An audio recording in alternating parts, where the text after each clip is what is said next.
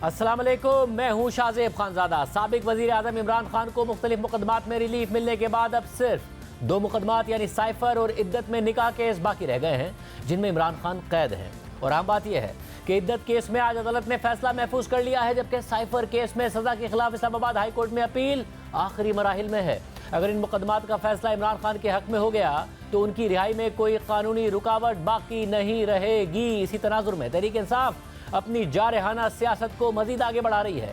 परवेज इलाही रिहा हो चुके हैं, जो रहनुमा पार्टी छोड़ गए थे वो वापसी के लिए रुजू कर रहे हैं, इमरान खान के हक में ट्वीट्स कर रहे हैं, अपनी वापसी की राह हमवार करने की कोशिश कर रहे हैं, राब्ते कर रहे हैं। तहरीक इंसाफ के वफ्द ने एक बार फिर मौलाना फजल रहमान से मुलाकात की है और रऊफ हसन पर हमले के बाद इमरान खान ने ऐलान कर दिया है कि वो बहुत जल्द लोगों को सड़कों पर आने की कॉल देने वाले हैं। ये सारी तफसीलात आपके सामने रखेंगे, लेकिन पहले आपको बताते हैं कि इद्दत में निकाह केस से मुताल्लिक जिसमें आज फैसला महफूज हो गया है, district and session court Islamabad में सेशन जज शाहरुख अर्जुमन ने आज दोनों तरफ के वकला के दलाइल मुकम्मल होने के बाद फैसला महफूज कर लिया है, जो 29 मई को सुनाया जाएगा। इद्दत में निकाह केस में 3 फरवरी को सीनियर सिविल जज कुदरतुल्लाह ने इमरान खान और बुशरा बीबी को 7 साल कैद की सजा सुनाई थी। इस सजा को इमरान खान और बुशरा बीबी ने डिस्ट्रिक्ट एंड सेशन कोर्ट में चैलेंज किया, जहां दोनों तरफ के दलाइल सुनने के बाद आज अदालत ने फैसला महफूज कर लिया है, जो 29 मई को सुनाया जाएगा। दूसरी तरफ इस्लामाबाद हाई कोर्ट में इमरान खान और शाह महमूद कुरैशी की साइफर केस में सजा के खिलाफ अपीलों पर चीफ जस्टिस आमिर फारूक और जस्टिस मियां गुल हसन औरंगजेब पर मुश्तमिल 2 रुकनी बेंच ने समाअत की।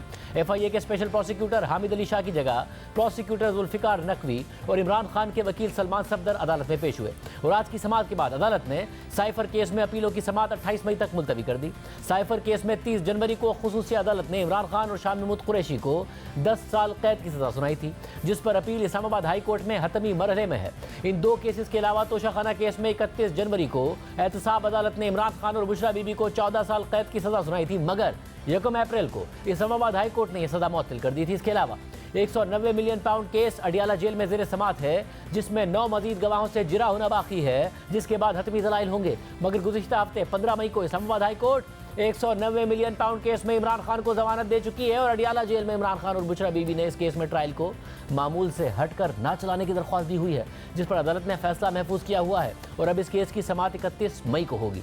जबकि परसों ही 1 साल के तनाज़े के बाद Islamabad high court Tyrion white case को नाकाबिल समाअत करार देकर खारिज कर चुकी है।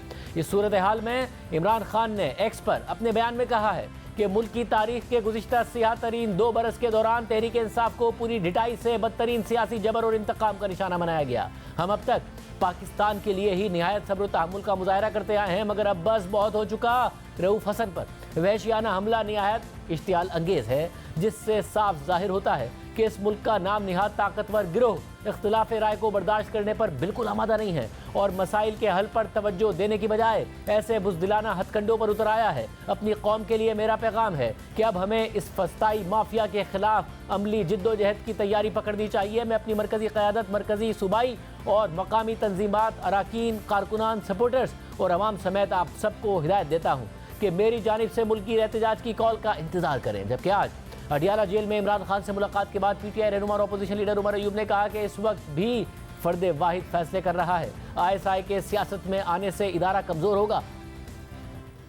असेंबली के अंदर हमारी मुज़ामत होगी और असेंबलियां नहीं चलेंगी। हम लोग सड़कों पे भी इंशाअल्लाह ताला होंगे। इस वक्त भी जो फैसले हो रहे हैं, वज़ीर आज़म साहब ने वाज़े तौर पे कहा है कि फर्द वाहिद के हैं, इंटर सर्विसेज इंटेलिजेंस, उसको प्रोफेशनल अपना काम करना चाहिए, उसको पॉलिटिसाइज नहीं होना चाहिए और उसकी पॉलिटिसाइजेशन या होगी उससे वो इदारा जो है वो कमजोर होगा। हमारी इंटेलिजेंस एजेंसीज को सिर्फ और सिर्फ अपने पेशेवराना जो उनका रोल है उस पे काम करना चाहिए, ना कि कोई सियासी सरगर्मियों में। हम लोग अपनी ये जलसों की तहरीक ये जारी रखेंगे। कॉल इमरान खान साहब ने कहा जिस वक्त भी वो देंगे वो उनकी सवाबदीद है और उनकी मर्जी है, जब वो देंगे वो अपना टाइम देख के और उसके मुताबिक देंगे। ये बड़ा अहम मुतालबा है, मगर ये भी अहम बात है कि खुद इमरान खान माजी में ISI को सियासत में इस्तेमाल करने का एतराफ़ कर चुके हैं। ISI के ज़रिए इत्तेहादियों को मैनेज करने का एतराफ़ कर चुके हैं। ये एतराफ़ भी कर चुके हैं कि जनरल फैज़ हमीद को इसलिए तौसी देना चाहते थे ताकि उनके ज़रिए इत्तेहादियों को मैनेज कर सकें, अपोजिशन की तहरीक अदम एतमाद को नाकाम बना सकें और ख़ुद मौजूदा DGI भी ये बता चुके हैं कि इमरान खान ने पहली ही मुलाकात में उनसे ये पूछा था कि मुल्क का सबसे बड़ा मसला क्या है, जिस पर उन्होंने जवाब दिया कि मुआशी मसाइल हैं, मगर इमरान खान अपोजिशन को सबसे बड़ा मसला समझते थे। मैं जब खुद DGI बना तो मेरे से पूछा गया कि पाकिस्तान का नंबर 1 मसला क्या है, तो मैंने कहा सर मेरी नज़र में ये हमारे मुआशी मसाइल हैं। बहरहाल जिन्होंने सवाल पूछा वो मेरी राय से मुत्तफिक नहीं हुए, उनकी नज़र में हिज़्ब इख्तिलाफ पाकिस्तान का सबसे बड़ा मसला था। जबकि chairman PTI barrister Gohar Khan ने ये कहा है कि क्लैश ऑफ टाइटन्स ख़त्म होना चाहिए, मुल्क की खातिर सीज़ फायर करें, हमारी तरफ से आम मुआफ़ी है, हम किसी से इंतकाम नहीं लेना चाहते। हम कहते हैं कि ये मजाक शजाक खत्म होना चाहिए, ये जो क्लैश ऑफ टाइटन है इसको खत्म करें, ये सीज फायर करें इस मुल्क के कौम के लिए। देखो मैं कह रहा हूँ ज्यादती तो हमारे साथ हो रही है। बतौर PTI चेयरमैन कोई मैसेज आज कुछ क्लियर सा मैसेज देना चाहेंगे? अगर मैंने ये क्लैश खत्म हो तो जिन्होंने करना है उनके लिए मैसेज क्या है आपका? देखो हमारे लिए मैसेज ये, हम तो सबको कहते हैं आम माफी हमारी तरफ से, हम ये नहीं कहते, हम किसी से इंतकाम नहीं लेना चाहते। खान साहब ने कहा मैं बात भी करना चाहता हूँ, तो मुल्क की खातिर, कानून की खातिर, इस मुल्क की इकानमी की खातिर, इस मुल्क की आईन की बालादस्ती लाने की खातिर हम कर रहे हैं। दूसरी तरफ गुज़िश्ता रोज़ तहरीक इंसाफ के वक्त से मुलाकात के बाद मौलाना फजल रहमान ने कहा कि तहरीक इंसाफ की जानिब से अभी हमें मनाने का सिलसिला जारी है, अगर हम इख्तिलाफ़ात ख़त्म नहीं कर सकते तो नरम ज़रूर हो सकते हैं। हम चाहते हैं कि सियासी माहौल में राब्ते बढ़ते चले जाएं, ताल्लुकात की बेहतरी की तरफ जाना, ये हमारा मकसूद भी है। तलखियों को दूर करना, इसकी भी आज के इस माहौल में ज़रूरत है। जो भी हमारे मुश्तरकात हैं पार्लियामेंट के अंदर, हमारी उस पर आवाज़ एक होनी चाहिए और मुल्क के अंदर भी एक खुशगवार सियासी माहौल की तरफ हमें बढ़ना चाहिए। ज़ाहिर है हम अगर इख्तलाफ नहीं ख़त्म कर सकते तो इख्तलाफात को नरम कर सकते हैं, रवैयों को नरम कर सकते हैं। क्या आपको आज तहरीक इंसाफ ने मना लिया, यानी अभी मनाने का सिलसिला जारी है या आपने कोई एश्योरिटी मांगी है? अभी मनाने का सिलसिला जारी है। और गुज़िश्ता रोज़ हमारे ही प्रोग्राम में नून लीग के सेनेटर तलाल चौधरी ये कह चुके हैं कि अगले 5 साल का सेटअप बन चुका है, PTI ने उस सेटअप को कबूल कर लिया है, वो इस सिस्टम का हिस्सा है। अगले 5 साल में कोई बहुत बड़ी तब्दीली मुमकिन नहीं है, हुकूमत यहीं रहेगी। दूसरी तरफ वफाक और खैबर पख्तूनख्वा में भी तनाव बढ़ता जा रहा है और वज़ीर आज़म की ज़ेर सदारत 25 मई को SIFC एपेक्स कमेटी का इजलास तलब किया गया है, लेकिन उसमें वज़ीर आला खैबर पख्तूनख्वा अली अमीन गंडापुर को नहीं बुलाया गया, जबकि बाकी वज़राए आला को दावत दी गई है। इस पर खैबर पख्तूनख्वा के मुशीर ख़जाना मुज़म्मिल असलम ने कहा है कि अली अमीन गंडापुर को एपेक्स कमेटी के इजलास में ना बुलाना अवामी मैंडेट की तौहीन है। आज जब हुकूमत और अदलिया आमने सामने नजर आ रहे हैं तो ऐसे वक्त में इमरान खान को अदालतों से रिलीफ मिल रहा है और मजीद रिलीफ की उम्मीद भी है। पूरी सूरत हाल पर बात करेंगे। सीनियर कोर्ट रिपोर्टर अस्ताद मलिक साहब हमारे साथ मौजूद। अस्ताद मलिक साहब बहुत शुक्रिया मुझे ज्वाइन करने के लिए। 2 केसेस रह गए हैं। तहरीक इंसाफ की सारी उम्मीद अदलिया से है। अदलिया के अंदर से हमें बाकायदा नजर आ रहा है कि आवाज़ें उठ रही हैं, बाकायदा तौर पर मुदाखलत पर आवाज़ें उठ रही हैं। हुकूमत अदलिया के खिलाफ तकारीर करती नजर आई है। आपको लग रहा है हवाओं का रुख बदल गया है और अगर उम्मीद अदलिया से है इमरान खान साहब की जेल से बाहर आने के लिए तो वो उम्मीद बर आ सकती है? जी बिल्कुल शाहजेब, अगर आप टर्निंग पॉइंट देखें तो वो 8 फरवरी का इलेक्शन था। उसके फ़ौरन बाद इस्लामाबाद हाई कोर्ट के जजेस ने अपने चीफ जस्टिस आमिर फारूक को ख़त लिखा कि जी इंटरफेरेंस हो रही है, हमें फुल कोर्ट मीटिंग बुलाई जाए और उसमें सारे मामला डिस्कस करने चाहिए। वो मीटिंग नहीं बुलाई गई। उसके बाद उन्होंने जो है वो सुप्रीम जुडिशल काउंसिल को ख़त लिखा और उसके बाद ये सो मोटो सुप्रीम कोर्ट में जिस तरह चल रहा है 6 जजेस के ख़त पे, उसके बाद हम देख रहे हैं कि इस्लामाबाद हाई कोर्ट में तो बड़ी वाज़े जो है वो चेंज आया है। Even chief justice Aamir Farooq का जो रवैया है उसमें भी बड़ा चेंज आया है। जिस तरह केसेस की फिक्सेशन वो कर रहे हैं और भी मामलात, अब इलेक्शन ट्रिब्यूनल जो इस्लामाबाद के तीनों केसेस, तीनों कॉन्स्टिट्यूंसीज के जो PTI के कैंडिडेट उन्होंने चैलेंज किया हुआ है, वहाँ भी मुश्किलात हैं हुकूमत को। जिस तरीके से जो election tribunal justice Tariq Jahangiri जो है वो इस मामले को चला रहे हैं। इसी तरह साइफर में हम देख रहे हैं कि साइफर का केस जो है वो जिस तरीके से ट्रायल को गलत उसमें ड्यू प्रोसेस फॉलो नहीं किया गया और जो सज़ा बनती थी, हालांकि सुप्रीम कोर्ट ने जब बेल दी थी इमरान खान और शाह महमूद को तो उसमें भी कहा था कि जो मटीरियल है उसके मुताबिक इमरान खान को 2 साल सज़ा जो एक ऑफेंस है उसके तहत कार्रवाई, यानी उनको 2 साल सज़ा हो सकती है। लेकिन मटीरियल ना होने के बावजूद भी सज़ा ज़्यादा दी गई। तो जब क्रिमिनल केस इस तरह आप करेंगे तो सारा केस ही ख़त्म हो जाता है। इसी तरह आप देखें लाहौर हाई कोर्ट में बड़ी सख्त रेजिस्टेंस है, वहाँ एंटी टेररिज्म कोर्ट के जजेस की अपॉइंटमेंट अब बताया जा रहा है कि पंजाब हुकूमत ने हथियार फेंक दिए हैं और नोटिफिकेशन कर रहे हैं, ताम वो जो आर्डर है जुडिशल वो सुप्रीम कोर्ट में चैलेंज करेंगे। इसके अलावा हम देखते हैं चीफ जस्टिस काजी फाइसा ने कन्वे कर दिया है कि मैंने जो है वो एक्सटेंशन नहीं लेनी, मैं जो है वो 25 अक्टूबर को रिटायर हो जाऊंगा। तो ये भी एक बड़ा प्रेशर है कि एक जो मौजूदा चीफ जस्टिस काजी फाइसा हैं उनकी सोच और मौजूदा एग्जीक्यूटिव की सोच, चाहे वो 9 मई चाहे सोशल मीडिया, वो एक ही आ रही थी। तो काजी साहब जो हैं वो जब रिटायर हो रहे हैं और जिस तरह उन्होंने फैसल वाडा को कंटेम्प्ट नोटिस जारी कर दिया है, तो बज़ाहिर ये लग रहा है कि वहाँ भी कोई तब्दीली जो है वो देखी जा रही है। गो के जजेस में बड़ा मिसट्रस्ट है, जस्टिस काजी फाइसा और सारे जो सुपीरियर कोर्ट के जजेस हैं उनमें एक मिसट्रस्ट अभी भी मौजूद है। लेकिन काजी साहब अब देखते हैं कि बज़ाहिर ये लग रहा है कि जब वो एक्सटेंशन नहीं लेंगे तो वो फिर क्यों इस तरह के मामलात में उलझेंगे जिससे उनके ब्रदर जज जो है वो नाराज हों। तो मेरा ख्याल है कि इस्लामाबाद हाई कोर्ट में वाज़ेह तब्दीली आई है। लाहौर हाई कोर्ट में भी हमने देखा, सुप्रीम कोर्ट में अभी फौजी अदालतों में सिविलियन ट्रायल का मैटर पेंडिंग है, वहाँ केस लग नहीं रहा। बज़ाहिर ये लग रहा है कि इन हालात में अगर केस वो फिक्स हुआ तो वहाँ भी जो पहले आर्डर हो चुका है उसी को अपहेल्ड किया जाएगा।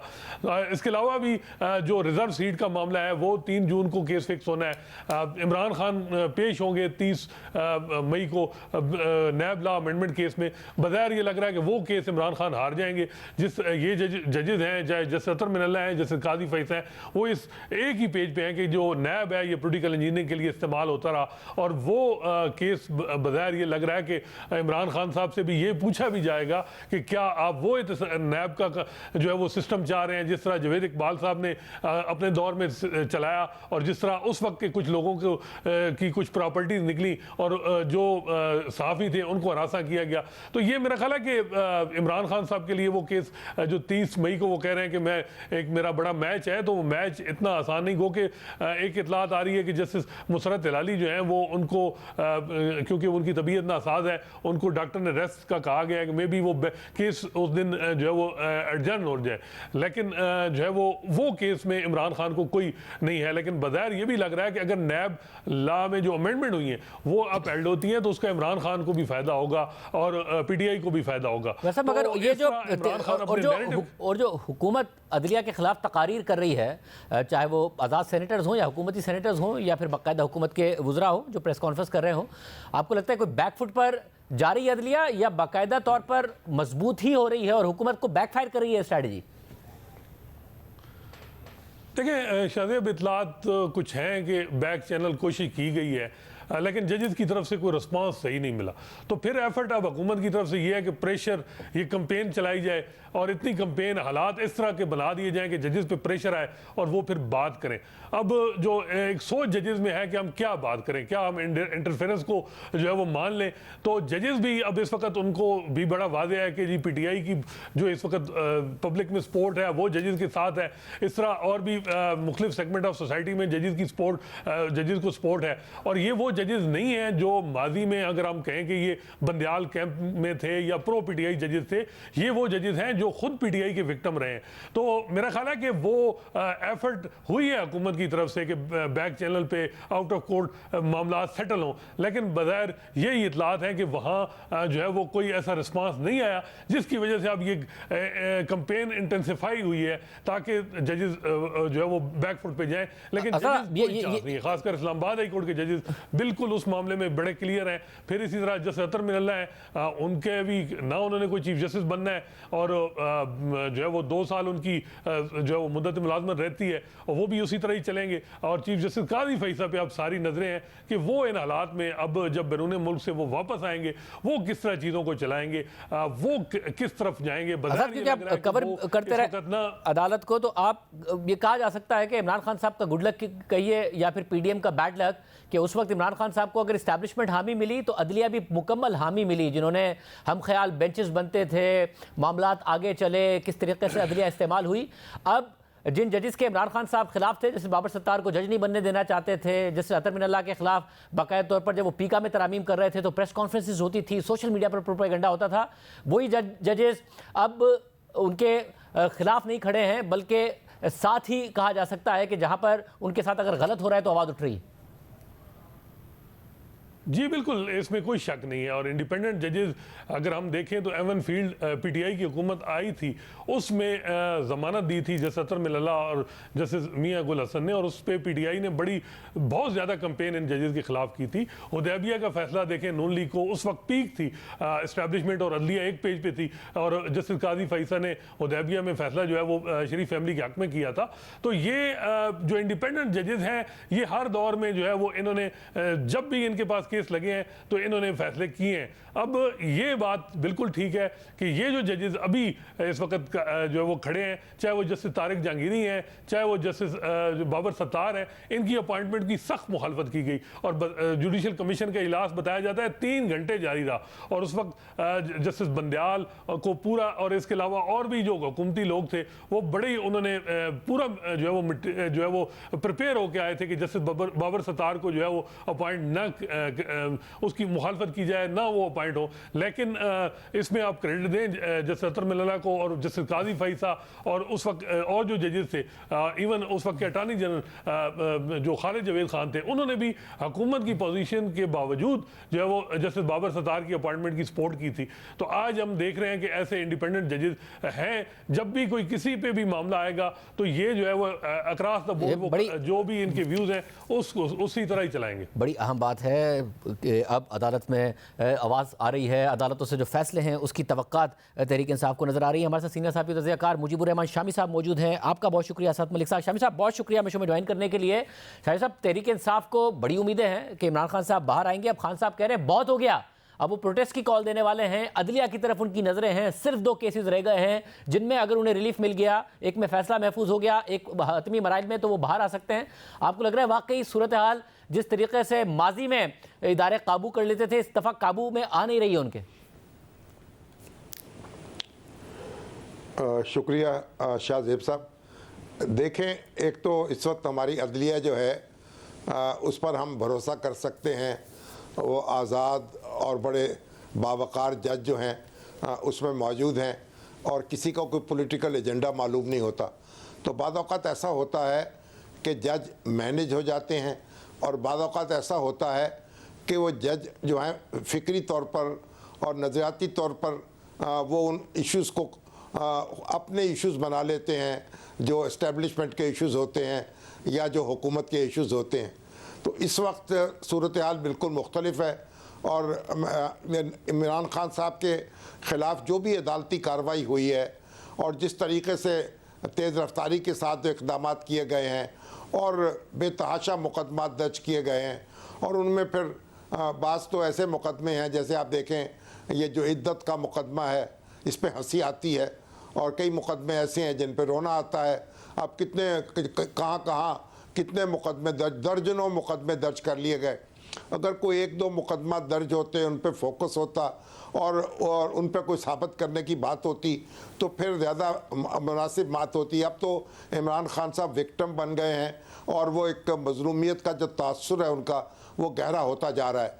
बहरहाल अब जो भी होगा कानून के मुताबिक उनके साथ मामला होगा। ज़ेरी अदालत जो है उसको तो किसी न किसी तरीक़े से फ़ैसला जो भी आ जाए वहाँ, लेकिन जब आला अदालत में मामला जाएगा और लाहौर इस्लामाबाद हाई कोर्ट हो या लाहौर हाई कोर्ट हो या सुप्रीम कोर्ट हो, तो मेरा ख़्याल वहाँ से इंसाफ होगा और कानून के मुताबिक फ़ैसला होगा।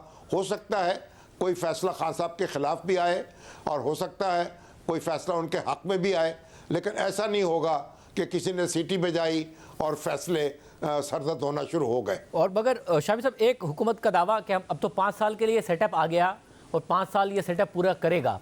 इमरान खान साहब, आपको याद होगा ये बातें होती थी तहरीक इंसाफ की, अब तो 10 साल के लिए हैं। 6 साल जनरल बाजवा के, 6 साल जनरल फैज़ हमीद के बतौर आर्मी चीफ, 10 साल इमरान खान साहब के बतौर वज़ीर आज़म।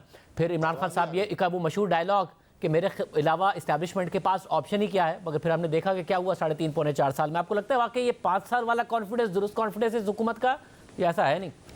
देखिए, एक दफ़ा जब हुकूमत कायम हो जाती है तो फिर आप उसे या तो नो कॉन्फिडेंस के ज़रिए भेज सकते हैं घर, और या फिर टैंक लाकर भेज सकते हैं। एक तरीका ईजाद हुआ था कि सुप्रीम कोर्ट के ज़रिए हुकूमतों को घर भेजा जाए। नवाज शरीफ साहब को घर भेजा गया और यूसुफ रज़ा गिलानी साहब को घर भेजा गया। लेकिन अब तो सुप्रीम कोर्ट का कोई मूड नहीं है। मैं नहीं समझता सुप्रीम कोर्ट के ज़रिए किसी वज़ीर आज़म को या हुकूमत को घर भेजा जा सकता है। तो सुप्रीम कोर्ट का कंधा तो मौजूद नहीं है। और जितनी भी एजिटेशन आप कर लें, हुकूमत को घुटने टेकने पर मजबूर नहीं कर सकते। हुकूमत तो उसी वक्त गिरेगी अगर आप टैंक लेकर आ जाएं और उसको गिरा दें। तो इसलिए हुकूमत कमज़ोर हो और कमज़ोरी से चल रही हो, वो चलती रहेगी। और जितना भी अपोजिशन हंगामा करेगी, मेरा नहीं ख्याल है कि हुकूमत को धक्का देने में कामयाब होगी जब तक कि एस्टेब्लिशमेंट ना चाहे। तो मेरा ख्याल है मुनासिब बात यह है तारीख में तो मौलाना फजलुर रहमान साहब, मगर तारीख में तो जो टैंक हैं वो ज़ाहिर हुकूमतों के ख़िलाफ़ आए हैं, तो फिर इसके लिए बड़ा लाजमी है कि एस्टैब्लिशमेंट की या तो हुकूमत से इख्तिलाफ हो या इमरान खान साहब की दोस्ती हो, और उसका क्या आपको इम्कान नहीं नज़र आ रहा? देखिए, जब तक शहबाज शरीफ साहब वज़ीर आज़म हैं, मेरा ख्याल उस वक्त तक तो लड़ाई होती नहीं है। तो उनका भी तो अपना एक रिकॉर्ड है ना, वो लड़ाई करने वाले आदमी नहीं हैं और इस्टेब्लिशमेंट से बिल्कुल लड़ाई नहीं करेंगे। तो मेरा ख्याल है कि ये जो इस वक्त आसिम मुनीर साहब हैं और शहबाज शरीफ साहब हैं, इनके दरमियान कोई तफरका पैदा करना बहुत मुश्किल होगा। मगर एक बुनियादी बात तो ये है ना कि जो सियासी जमातें हैं जो इकट्ठी हो रही हैं और इमरान खान साहब के और मौलाना फजलुर रहमान के दरमियान भी मुफाहमत हो रही है और एक दूसरे की तरफ मुस्करा कर देखा जा रहा है, तो इसको ज़रा वसीतर बनाना चाहिए। मौलाना फजलुर रहमान को और महमूद खान अचकज़ई को चाहिए कि वो ज़रा वसीतर इत्तेहाद बनाएं, वसीतर मुफाहमत पैदा करें और नवाज़ शरीफ साहब और जरदारी साहब को भी अपनी लपेट में ले लें और ये कुछ तय कर लें कि बात चीज़ें जो तय करने की हैं, इंतखाबात कैसे होंगे, किस तरीक़े से होंगे, और जो भी जीतेगा उसको तस्लीम किया जाएगा और जो हारेगा उस पर ज़मीन तंग नहीं की जाएगी। तो अगर ये बात कर ली जाए तो मेरा ख्याल एस्टेब्लिशमेंट भी खुश हो जाएगी और वो भी अपना काम करने लग पड़ेगी और सियासतदान जो हैं वो भी आगे बढ़ सकेंगे। अगर दमा चौकड़ी मचाई जाएगी, हंगामा उठाया जाएगा और ज़ेर ज़बर करने की बात की जाएगी, तो फिर तो पता नहीं किस किस के हाथ जल जाएंगे और किस किस का क्या कुछ जल जाएगा उसमें। बहुत शुक्रिया। प्रोग्राम ब्रेक शामिल करेंगे, उसके बाद जिक्र होगा। खबरें आ रही हैं कि मुत्तहदा अरब अमारात ने पाकिस्तान से 10 अरब डॉलर्स की सरमायाकारी की कमिटमेंट की है। क्या तफसीलात है आपके सामने रखेंगे ब्रेक के बाद। IMF का वफ्द पाकिस्तान के साथ तवील मुज़ाकरात के बाद कल तक रवाना हो जाएगा और नए IMF प्रोग्राम में जाने के लिए पाकिस्तान का असल इम्तिहान अब शुरू होगा, क्योंकि IMF का हालिया दौरा 24वें प्रोग्राम की मंजूरी से पहले पाकिस्तान की मुआशी कमिटमेंट का जायजा लेने के लिए था। इस बार पाकिस्तान को IMF प्रोग्राम में जाने से पहले ही IMF की तमाम शर्तें अगले बजट की सूरत में पूरी करना होंगी, जिसके बाद पाकिस्तानी हुक्काम उम्मीद कर रहे हैं कि नए प्रोग्राम में जाना आसान होगा। साथ ही मुत्तहदा अरब अमारात से खबर सामने आई है कि मुत्तहदा अरब अमारात ने पाकिस्तान में 10 अरब डॉलर्स की सरमायाकारी का वादा कर लिया है। वज़ीर आज़म हाउस के एलामिये के मुताबिक मुत्तहदा अरब अमारात के सदर ने पाकिस्तान में 10 अरब डॉलर्स की सरमायाकारी की यकीन दहानी कराई है। वज़ीर आज़म शहबाज शरीफ की शेख मोहम्मद बिन जाहिद अल नहयान से मुलाकात में सियासी, इक़्तिसादी, दिफाई शोबों में ताउन पर गुफ्तगू हुई। वज़ीर आज़म ने मुत्तहदा अरब अमारात के साथ IT और काबिल तजदीद तवानाई के शोबे में ताउन बढ़ाने के अज़म का इयादा किया है। इसके अलावा सयाहत के शोबे में भी ताउन बढ़ाने के अज़म का इयादा किया गया है। इसके अलावा मुत्तहदा अरब अमारात की सरकारी खबर रसा एजेंसी ने रिपोर्ट किया है कि मुत्तहदा अरब अमारात ने पाकिस्तान में सरमायाकारी के लिए 10 अरब डॉलर्स मुख्तस कर दिए हैं। दूसरी जानिब नुमाइंदा जियो न्यूज़ अशरफ मलखम की खबर के मुताबिक ज़राए का कहना है कि IMF का वफ्द बगैर किसी ऐलान के रवाना हो जाएगा। IMF ने पाकिस्तान से मईशत के बारे में डेटा हासिल कर लिया है और IMF ने यह डेटा हासिल करने के बाद मईशत का जायजा लेकर बजट के खदोखाल पाकिस्तानी हुकाम को बता दिए हैं। निजकारी, तवानाई, FBR और टैक्स वसूलियों में इस्लाहात के हवाले से पाकिस्तानी हुकाम को आगाह कर दिया गया है। IMF ने बजट के खदोखाल और दूसरे अहदाफ से भी पाकिस्तान को आगाह कर दिया है। इन अहदाफ और खदोखाल की पार्लियामेंट से मंजूरी के बाद ही IMF से 24वें प्रोग्राम के लिए बाज़ाब्ता मुज़ाकरात जून के आखिर में शुरू होंगे। IMF और पाकिस्तान कोशिश कर रहे हैं कि 1 जुलाई से पहले मुआहदा हो जाए। जबकि इस हवाले से नुमाइंदा जंग और द न्यूज़ में मेहताब हैदर की खबर के मुताबिक IMF हुक्काम ने पाकिस्तान को बताया कि अगला बेल आउट पैकेज उसी सूरत में मंजूर होगा जब पाकिस्तान IMF के अहदाफ के तहत अगला बजट पार्लियामेंट से मंजूर करवाएगा। और अगर पाकिस्तान ऐसा करने में कामयाब होता है तो ये 6 से 8 अरब डॉलर्स के अगले प्रोग्राम के उसूल के लिए अहम होगा। आला सरकारी ज़राए के मुताबिक आने वाले बजट में हुकूमत को अपना FBR रेवेन्यू बढ़ाने की सलाहियत, अखराजात में कमी और सरकारी मिल्कियती इदारों में रिफॉर्म्स करके प्राइमरी सरप्लस हासिल करके दिखाना होगा। हुकूमत को IMF के साथ नई डील से पहले जुलाई और अगस्त में बिजली और गैस के टैरिफ भी बढ़ाने होंगे। खबर के मुताबिक IMF का पाकिस्तान से वाज़ेह मुतालबा है कि वो टैक्स टैक्स टू जीडीपी बढ़ाए जो रवा माली साल 9% से भी कम हो सकता है। दूसरी जानिब एफबीआर ने 30 अप्रैल को 5 लाख से ज्यादा नॉन फाइलर्स की मोबाइल फोन सिम्स ब्लॉक करने का इनकम टैक्स ऑर्डर जारी किया था। इस हवाले से एफबीआर ने टेलीकॉम कंपनीज को 15 मई तक अपनी रिपोर्ट जमा कराने का कहा था। पीटीए और टेलीकॉम कंपनीज दोनों की जानिब से मुज़ाहमत के बाद अब टेलीकॉम कंपनीज ने किस्तों में नॉन फाइलर्स की सिम्स ब्लॉक करना शुरू कर दी हैं। एफबीआर के तर्जुमान बख्तियार मोहम्मद के मुताबिक 22 मई तक 11,252 मोबाइल सिम्स ब्लॉक की जा चुकी हैं। एफबीआर टैक्स कंप्लायंस और टैक्स कल्चर के फरोग के लिए पुरअज़म है। आईएमएफ के वफ्द के जाने के बाद अब हुकूमत का फोकस अगले आने वाले बजट पर है, जिसके लिए मुतल्लिका वजारतों ने काम भी तेज कर दिया है। नेशनल अकाउंट्स कमेटी की जानिब से रवा माली साल के अहम मुआशी आदाद-ओ-शुमार भी तैयार कर लिए गए हैं। नेशनल अकाउंट्स कमेटी की जानिब से मंजूर करदा आदाद-ओ-शुमार में वाज़ेह हुआ है कि रवा माली साल पाकिस्तान की 50 साल तारीख में मुल्क में सबसे कम सरमायाकारी हुई है। बेताबेतर की खबर के मुताबिक हुकूमत की जानिब से सरमायाकारी आसान बनाने के लिए स्पेशल इन्वेस्टमेंट फैसिलिटेशन काउंसिल बनाने के बावजूद रवा माली साल मुल्क में 1973 के बाद सबसे कम तरीन सरमायाकारी हुई है। रवा माली साल मुल्क में जीडीपी का सिर्फ 13.1% सरमायाकारी हुई है। 1973 में पाकिस्तान में इन्वेस्टमेंट टू जीडीपी 12.8% था। इस पूरी सूरत पर बात करेंगे। हमारे साथ मौजूद नुमाइंदा जंग उर्दू न्यूज़ मेहताब हैदर साहब। मेहताब हैदर साहब बहुत शुक्रिया मुझे ज्वाइन करने के लिए। मेहताब साहब ज़ाहिर सऊदी अरब की तरफ से भी बड़ी सरमायाकारी की कमिटमेंट्स की बात हुई थी, अब मुत्तहिदा अरब अमारात से 10 अरब डॉलर्स की बात हो रही है। आपको लगता है होमवर्क हुआ है, किस हद तक ये मटेरियलाइज होंगी? जी बिस्मिल्लाहिर्रहमानिर्रहीम। देखें, बुनियादी तौर पर ये जो स्पेशल इन्वेस्टमेंट फैसिलिटेशन काउंसिल है, इसने काफ़ी सारी चीज़ें जो है वो पिच की हैं, लेकिन अभी तक जो है वो कोई चीज़ मटेरियलाइज नहीं हुई। इसी वजह से आप देखें तो ये जो रवा माली साल है, इसमें इन्वेस्टमेंट टू जीडीपी रेशो जो है वो पिछले 50 सालों में सबसे ज़्यादा कम है, लेकिन एक कॉन्फिडेंस रिस्टोर करने की कोशिश जारी है। अभी आपने देखा कि यूएई के दौरे के मौके पे 10 बिलियन डॉलर्स की कमिटमेंट्स हुई हैं। इससे पहले आपने देखा कि सऊदी अरब का एक बड़ा हाई पावर डेलीगेशन पाकिस्तान में आया हुआ था, जिसमें हमने कोई 25 से 30 बिलियन डॉलर्स के प्रोजेक्ट्स उनके सामने रखे। वहाँ पे कुछ ना कुछ प्रोग्रेस जो है वो नज़र आ रही है, ख़ासकर रेकोडेक के ऊपर।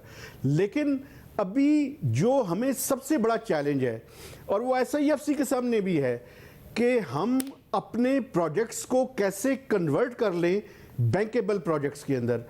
मैं समझता हूँ कि ये एक मेजर चैलेंज है, और ये चैलेंज जब हम काबू पा लेंगे तो ये जो गल्फ कंट्रीज़ की तरफ से इंटरेस्ट शो किया जा रहा है, फिर ये कन्वर्ट होगा बैंकेबल प्रोजेक्ट्स के अंदर, और उसी के नतीजे में सरमायाकारी आएगी। अच्छा, और IMF के हवाले से आपकी भी रिपोर्ट है, क्या कहा जा सकता है कि अच्छे माहौल में हो गए हैं और पाकिस्तानी हुकूमत जो बजट लाएगी वो IMF के मुताबिक लाएगी और उसके बाद मुआहदा हो जाएगा, या फिर बहुत सारे मामलात हैं जो हल तलब हैं, बहुत सारे मुश्किल मामलात और मुश्किल फैसले जो हुकूमत को करने हैं, वरना नहीं हो पाएगा प्रोग्राम? देखें, इस टाइम एक चीज़ जो है ना, वो फाइनेंस मिनिस्टर बड़ी ओपनली ये बात कर रहे हैं, और वो ये कह रहे हैं कि पाकिस्तान के पास इसके अलावा कोई ऑप्शन नहीं है कि हम IMF के प्रोग्राम में ना जाएं। हमने IMF के प्रोग्राम में तो जाना है। असल जो सवाल है वो ये है कि क्या ministry of finance, FBR, state bank of Pakistan IMF को ये कन्विंस करने में कामयाब होता है कि हम इस प्रोग्राम को जो 3 से 4 साल के अरसे का होगा उसको स्टैगर करके करने की कोशिश करें। लेकिन IMF दूसरी तरफ क्या कह रहे हैं, वो कह रहे हैं कि आप पार्लियामेंट के अंदर ये प्रोग्राम की मेजर कंटूर्स और कंडीशनलिटीज सामने रखें, और ख़ासकर जो अगले माली साल का बजट है जिसमें FBR का रेवेन्यू बढ़ाना पड़ेगा, एक्सपेंडिचर्स के अंदर खासकर पेंशन, सब्सिडीज़ और SOEs की रिफॉर्म्स करनी पड़ेंगी ताकि जो एक्सपेंडिचर्स हैं उनको कम किया जा सके। नॉन टैक्स रेवेन्यू के अंदर मेजर किस्म के कुछ जो इकदाम जो हैं वो करने पड़ेंगे।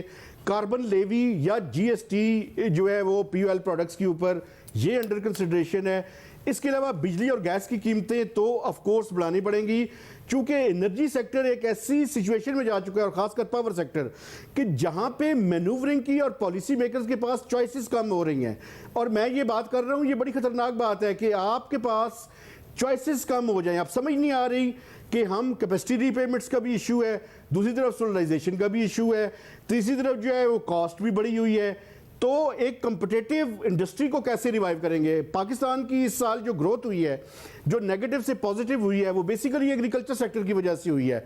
अगले साल आपके लिए बड़ा मुश्किल है उसके ऊपर 6.13 से ऊपर एग्रीकल्चर सेक्टर में ग्रोथ करना, तो बाकी 2 सेक्टर्स ही बाकी हैं, या इंडस्ट्रीज हैं या सर्विसेज सेक्टर हैं। तो अगर इंडस्ट्रीज कंपिटेटिव नहीं होंगी तो वहां से ग्रोथ कैसे आएगी? ये मेजर चैलेंज होगा अगले साल के दौरान।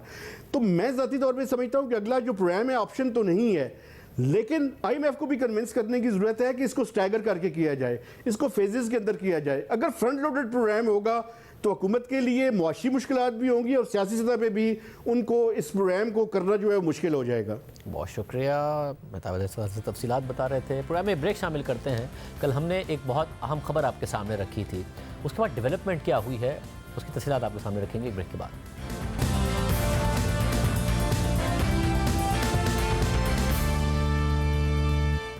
गुज़िश्ता रोज़ हमने अपने प्रोग्राम में तफसील से पीआईए की परवाज़ PK 8303 को 4 साल पहले पेश आने वाले हादसे की रिपोर्ट आवाम के सामने रखी थी, जिस पर आवाम गुस्से का इजहार करने के साथ साथ सवाल भी उठा रहे हैं कि रेगुलेटर क्रैश से पहले बार बार पायलट के खिलाफ कार्रवाई कर सकता था, क्योंकि पायलट का लापरवाही से फ्लाइंग करने का ट्रैक रिकॉर्ड मौजूद था, मगर कुछ नहीं किया गया।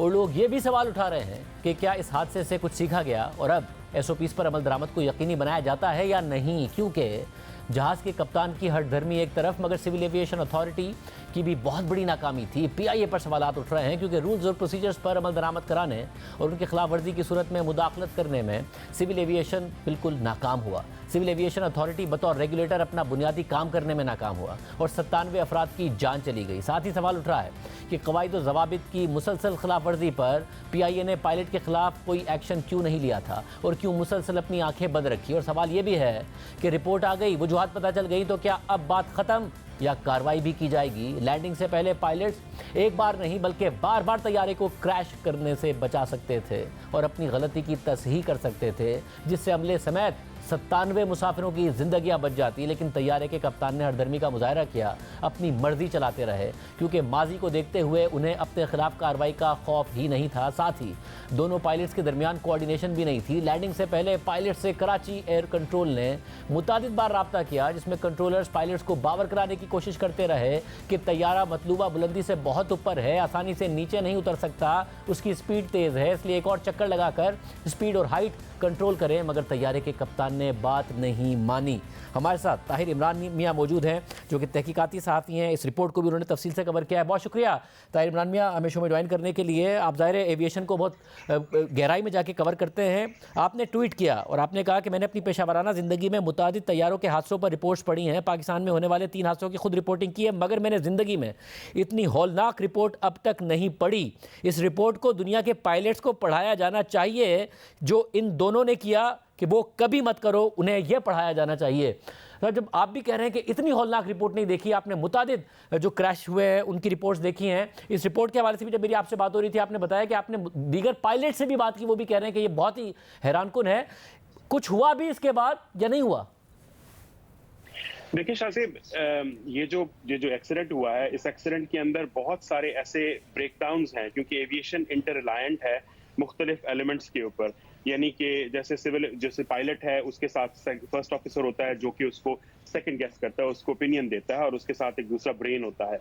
इसी तरह एयर ट्रैफिक कंट्रोल है। तो ये सारा निज़ाम जो है, इस रिपोर्ट से हमें पता चलता है कि वो कोलैप्स कर चुका था और उसके अंदर जो है वो बहुत बड़े बड़े फ्लॉज हैं। हमारे लिए सिल्वर लाइनिंग इस हादसे के बाद ये हुई कि याजा ने पाकिस्तान का थर्ड कंट्री जो ऑथराइजेशन है वो बैन कर दिया, वो खत्म कर दिया, जिसके नतीजे में सिविल एविएशन और पाकिस्तान इंटरनेशनल एयरलाइंस के ऊपर शदीद प्रेशर आ गया।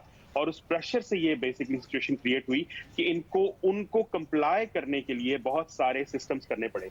आपको याद है कि आप ही के शो पे मैंने बहुत दफा बैठ के बात की है कि SMS जो सेफ्टी मैनेजमेंट सिस्टम है पाकिस्तान इंटरनेशनल एयरलाइंस का, वो एक बहुत सेकेंडरी मैटर था इन सारी याजा की ऑडिट के नतीजे में, सूत्रों के नतीजे में।